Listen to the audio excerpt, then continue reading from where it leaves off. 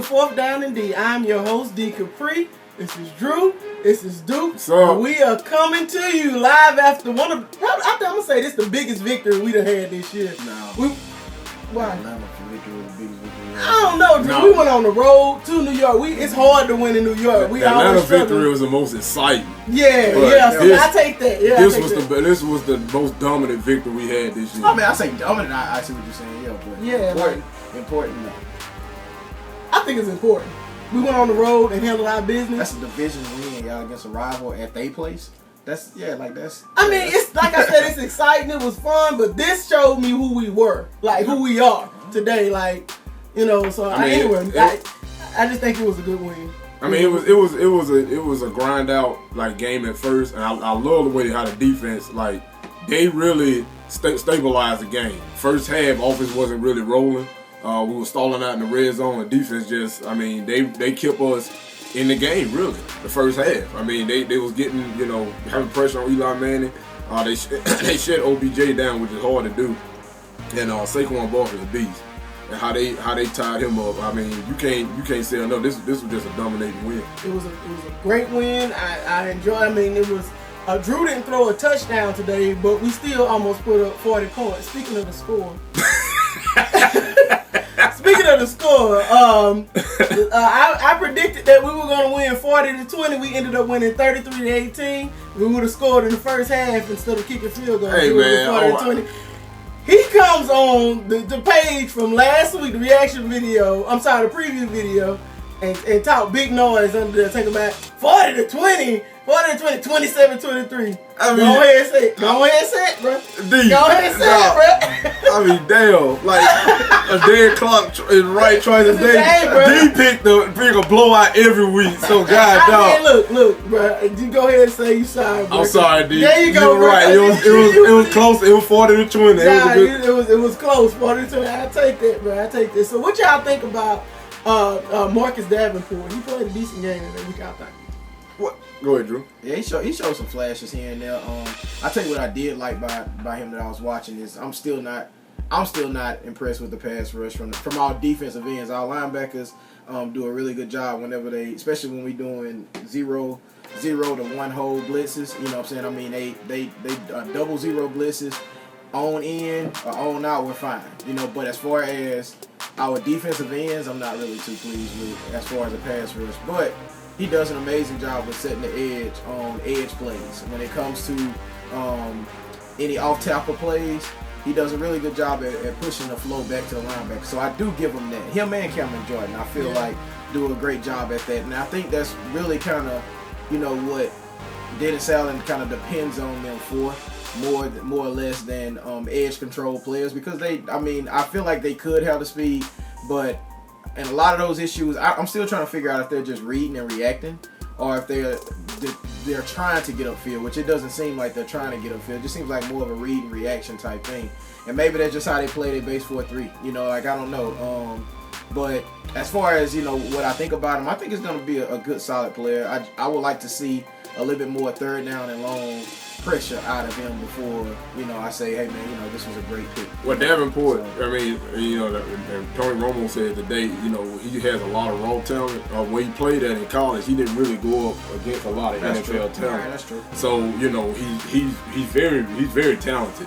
But coming to the league, you know, you run into a tree every down. You know, you have to learn how to get past it. And I believe that, you know, as more as he grows or you know, the more experience he got, he's gonna be a pretty good player. You know, he has a talent to be a great player. You know, so it just all depends on how he just handling adversity right now because you know used to in college he just used to running past everybody or just bull rushing everybody to the quarterback. Whereas now you know you're not gonna do that in NFL. Right. And he didn't really, like I said, in college he didn't really have that experience of playing against dominant talent. So. Like I said, I think this is just going to be with time, you know. Yeah. And don't get me wrong, like when I say pass rush, I mean actually bodies on the quarterback. Now, they do a good job at pressuring. There's a difference between pressuring and pass rush.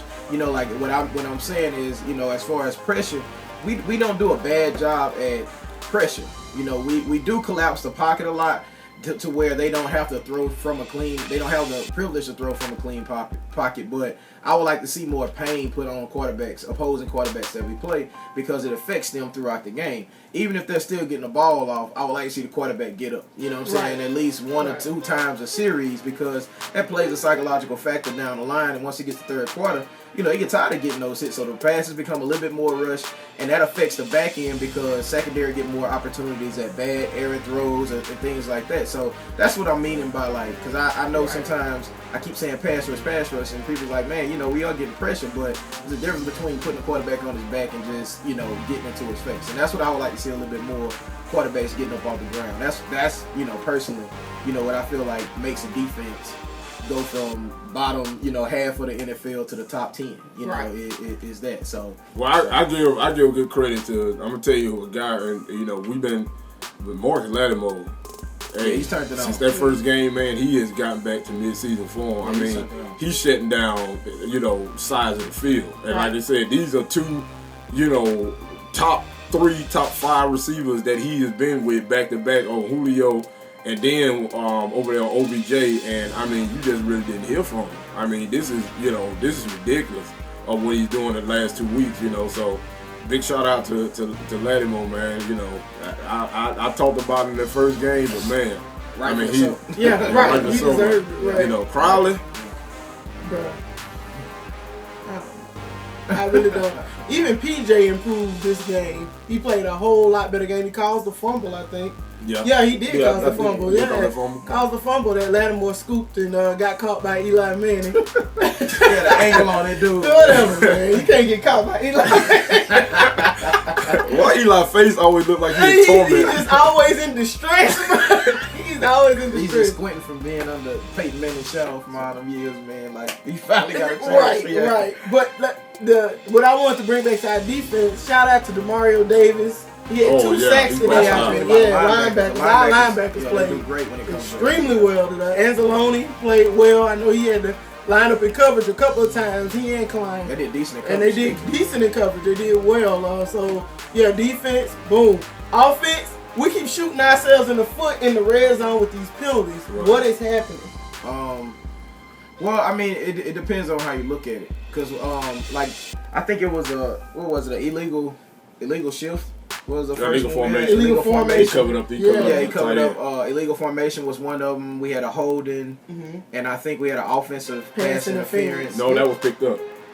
Okay. They did pick up the flag. Okay. First time they picked up the flag. So I mean, I think a lot of those are just, you know, a focus plays, or focus penalties. Meaning, like, you know, as far as, I mean, with the exception of the holding call, I think a lot of those are focus plays as far as, you know, just paying attention to detail. Well, I believe, like, a lot of times in the red zone, like, Drew Brees and Peyton, Coach Peyton, they run a lot of timing plays. And, like, if the initial receiver's not there during that certain time, this, that, and the other, you know, it's almost like the offensive line got to block for only like a second or two for the ball supposed to be released. If it's not, then Drew get the scrambling. They try to hold anything just to protect him, or they just do anything to protect Drew Brees to the next play. So I believe a lot of that has a lot to do with it sometimes too. Because I know a couple of times where Drew Brees, he was looking for Michael Thomas on one play, he was double covered, you know, and it was just like, okay, you know, what I'm gonna do now, you know, and get through it out the back of the end zone.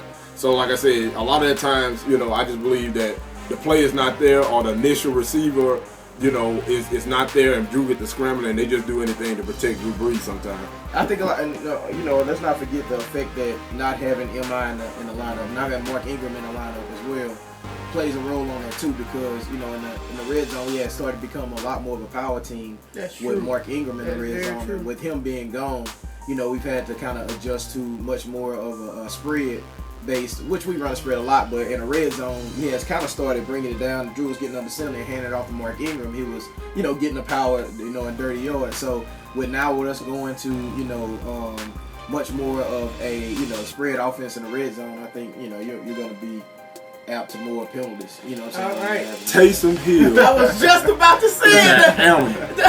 Animal. Taysom Hill is, my goodness, man. Mr. Taysom Hill.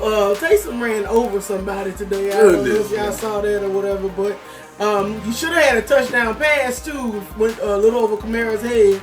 But No, he Kamara just dropped it. Yeah, dropped we'll it. take- He dropped it. We'll Beautiful take pass. it. We'll take. He dropped it. Yeah, But just dropped it. Taysom, he brings a whole new dimension to the Saints offense. I know RPO was not a part of our offense before, but it works for us because we're such an effective offense. So with another dimension, that makes us almost just It's too many weapons. Yeah, it's like I the mean, deadliest offense in the NFL, really. They just pick your poison. It's like, It's crazy. if you give it to Kamara, you gotta then, if Taysom keeps it, he's 1-on-1 with the defensive end. Good night, So it's just it's hard I to just think stop. it's gonna bite us in the ass anyway. Well, This it's not dude now. hates the RPO. It's not now. I just think it's gonna bite us in the ass. Until it bites in the ass, Until it keep does. running. and they ain't stopped us yet. So Hey, Alvin But nah, Kamara though. Yeah, well, no, with Taysom Hill too. Just want to add this in. It's not just what he does physically, but I think it's a psychological aspect, a spark that he brings to the game. It's a mindset, that he plays with that I feel like galvanizes all the people that's around him. Absolutely. It's just even in New York, you can feel the energy when he came in the game, as far as the excitement that he brought to the game. And it's just a completely different feel from Drew Brees with the finesse to Taysom Hill with the power, and just power, dog. Huh? Speed. and Yeah, I mean, everything. it's speed, power, Just more a of pure rough type energy, game. yeah. It's an energy, Just the energy, that he yeah. brings to the game that it's kind of like that spark, that the offense needs sometimes to get back on track. Because used to, once Drew Brees is out of rhythm with his wide receivers and everything, it gets ugly quick. So Yeah. it is kind of like a revitalizing thing to throw him in there sometimes and get that first down that we probably wouldn't have got. With Drew Brees being out of his single as receiver. So it's just his charisma too that he steps into the game with and makes a difference. So I do like that about it. But At the beginning of the game, I thought Alvin Kamara was hurt.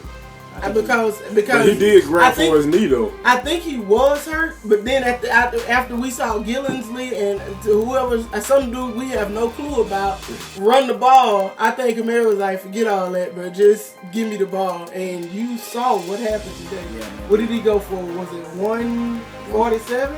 I think it's 147 Something like total. Total yards? 19 rushes, something like that. It was crazy. Three touchdowns. Yeah, 3 touchdowns. He went crazy today. Like he was unstoppable. And to slam the door the way that he did on that 50-yard touchdown run, that's superstar, like another status type. He went for 134. 134 yards. And see, that's the Three thing I was most touchdowns. excited about. At Yeah. the end of the game, we can shut, like, we don't have Mark Ingram, and still we can shut the game down with running the ball. Our offensive line is good. Absolutely. They're elite. Yeah, we don't give them respect. They are elite. This immaculate offensive line as far as how they keep Drew Brees upright. I don't think Drew Brees' jersey has been dirty the No. whole year. No. To be honest, I No. mean that Tampa they got at him a little bit in that Tampa game, but other than that, man, like he's been upright for the majority of the entire year. So I don't think we're gonna have a problem with them as long as they stay healthy. Other than that, I feel like it was a flex game. I feel like we really flexed their muscles.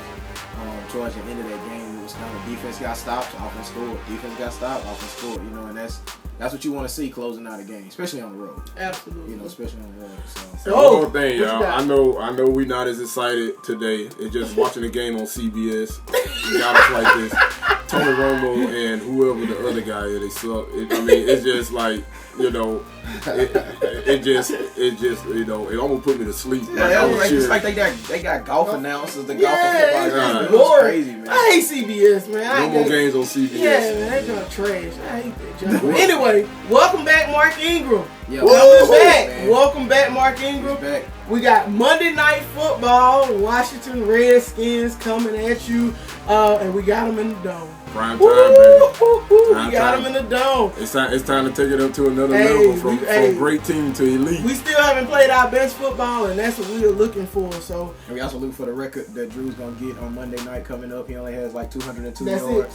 to That's get. it. I think it's 202 202. left to get before he breaks Peyton Manning's all-time passing yards record. So we're looking forward to enjoying that celebration. Absolutely. So y'all tune in. Y'all keep tuning in, man. We enjoying y'all. Thank y'all for joining us. Look forward to speaking with you all again on Wednesday when I do the preview for the Redskins. Make sure you are subscribing, like, and comment. And that's Drew. That's Duke.